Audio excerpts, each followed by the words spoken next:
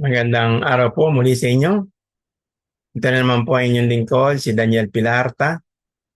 At nais ko pong ipagpatuloy ang ating pag-aaral sa subject na The Two Natures of Christ, otherwise known as the hypostatic union of our Lord Jesus Christ.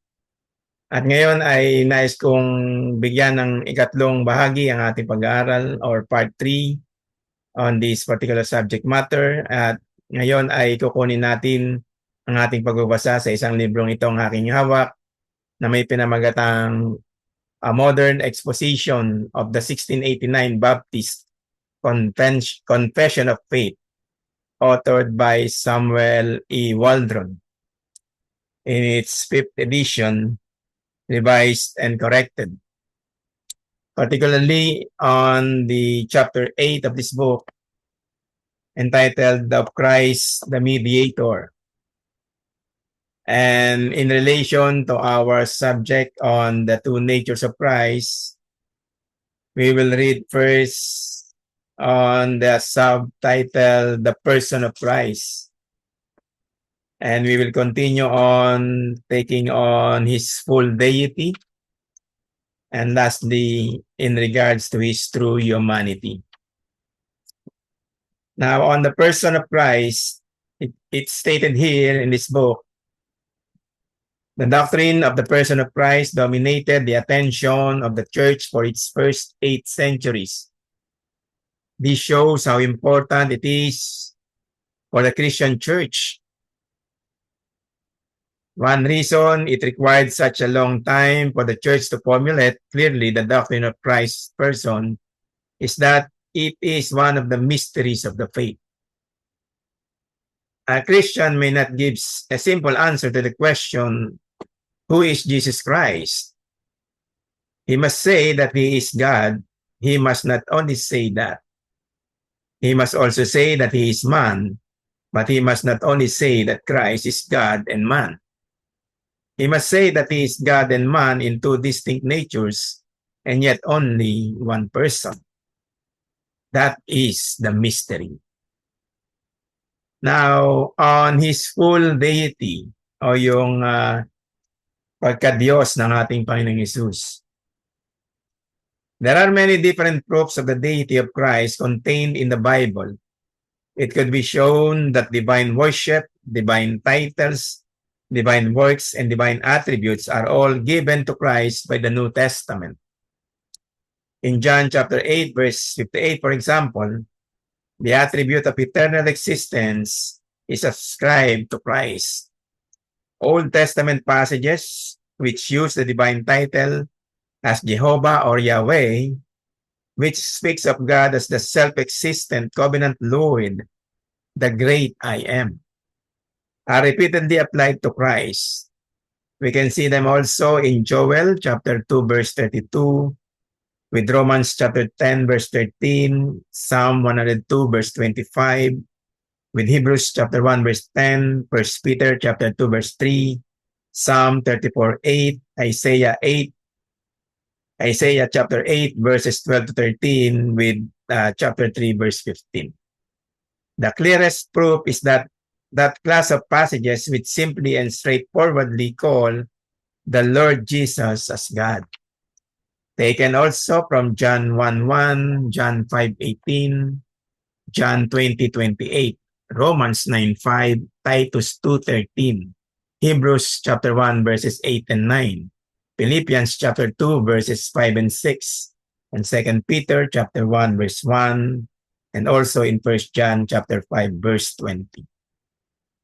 Now this time on our Lord Jesus Christ true humanity.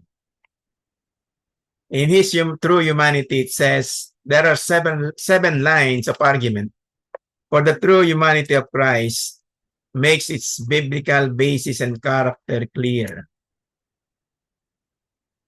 Number 1, the promise of a man. The predictions and prophecies of the Old Testament promised that the Messiah of Israel would be a man. In Micah chapter 5 verse 2, Isaiah 7:14, Isaiah chapter 9 verses 6 and 7, Genesis chapter 3 verse 15, chapter 17 verse 7, Isaiah 52 verses 13, up to Isaiah 53, verse 12, and also in Jeremiah chapter 23, verses 5 and 6. Second, the designation of a man. Acts 2:22, Acts 13:38, Acts 17:31, 1 Corinthians chapter 15, verse 21, 1 Timothy chapter 2, verse 5 assert plainly that Christ was a man. Since the majority of these texts are speaking of Christ in the present as resurrected, they make clear that the remains man after his resurrection and thus forever.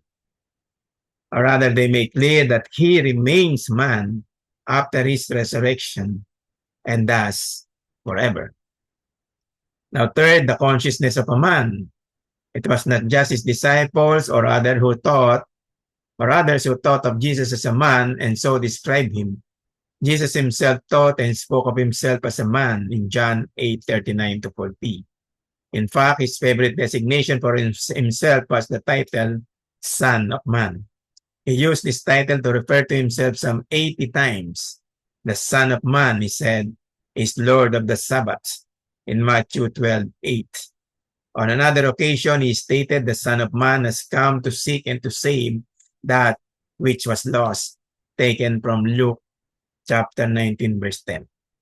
The appearance of a man in number 4, John chapter 4, verse 29, chapter 7, 46 to 51, chapter 9, verse 11 and 16, and for 24, chapter 10, verses 33, and chapter 11, verse 47 and 50, and also in chapter 18, verse 14 and 17, and 29. Also in chapter 19, verse 5. Make clear that Jesus appeared to be a man. However, Jesus did not only have the appearance of being a man, he was really true and true a man. We must remember that if we had lived on earth with Jesus, he would have looked no different from you and me. Number 5, the body of a man. Two of the earliest errors to assail the church argued that the heavenly Christ spirit could not be flesh, but only appeared to be a man. Frequent biblical assertions that he possessed a real body contradict this. In Hebrews chapter 10, verse 5, Mark 14:8, Matthew 26:12 and 26, Luke 7:44 to 46, John 13:23, Matthew chapter 9, verses 10 to 11, Matthew 11:19, Luke 22:44, Hebrews 2:10, Hebrews 5:7 and 8, 1 Peter chapter 3, verse 18, 1 Peter chapter 4, verse 1, and John chapter 19, verses 32 to 35. And number 6, the soul of a man. The suffering of Jesus directly implies the important point that Jesus possessed a genuine human soul. Certainly, the suffering in the garden was primarily spiritual rather than physical, taken from Matthew 26, verses 36 to 44. The death of Jesus also clearly assumes that he possessed a human soul, for death is defined as the separation of soul and body in the Bible in James chapter 2, verse 26. Jesus' death occurred when he released his spirit in John chapter 19, verse 30, and in Luke chapter 23, verse 46. This truth is also illustrated by the fact that Jesus possessed a human will in Matthew chapter 26, verse 39. And I would like to jump on number 7 on the limitations of a man. It says here that Jesus experienced many human limitations which God does not and cannot experience. He became hungry in Matthew chapter 4, verse 2, and Mark 11:12, and also in Matthew 21, verse 18. But God does not become hungry in Psalm chapter 50, verse 12. He was thirsty in John chapter 4, verse 7 and chapter 19, verse 28. Though God is never thirsty. He grew tired in John 4:6, though God is never tired. Isaiah 40, verse 28 stated that. He fell asleep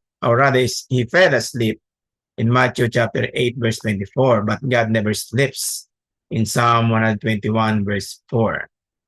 Finally, and perhaps most surprisingly, Jesus confessed that there were some things which he did not know in Mark chapter 13, verse 32. I'd like to cut our reading on that particular instance, and this will be the last part, or the last part, which is part number 3 of our reading on this very important subject matter on the two natures of Christ, otherwise known as the hypostatic union of Christ. And thank you so much for your time and effort coming and viewing and listening this particular reading of theological issues. And more readings on our next meeting.